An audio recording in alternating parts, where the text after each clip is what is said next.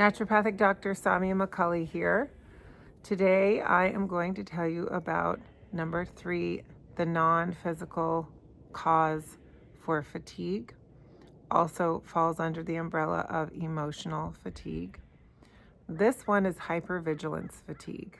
And I have seen this in lots of patients and lots of people, actually. I'm starting to recognize it more and more.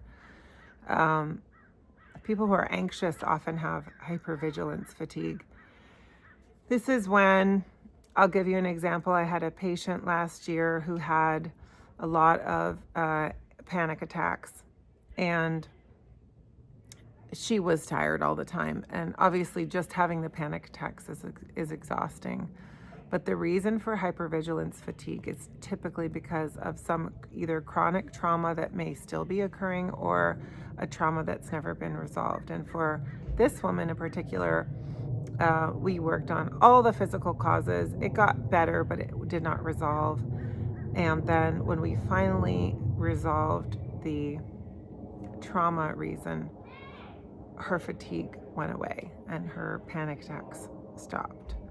So when you resolve past traumas, you can resolve fatigue that seems to be coming from nowhere. And it may appear at different times of your life. So you may not have, maybe something happened to you when you were 5 and your energy is fine until you're 30. And then all of a sudden you have this bout of exhaustion. It may not be any other physical reason that you would think of.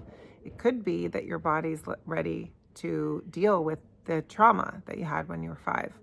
My favorite ways to deal with this are if you have a naturopath and they may have different technologies that can help you resolve the trauma. That's what we did with my patient who had panic attacks, and talking was involved as well.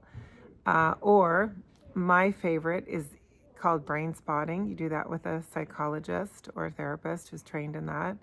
And then another version of that is called EMDR. So all of those work, but that is definitely something that you want to fix, because that kind of emotional exhaustion can also cause a lot of physical ailments as well. I will see you tomorrow for number 4.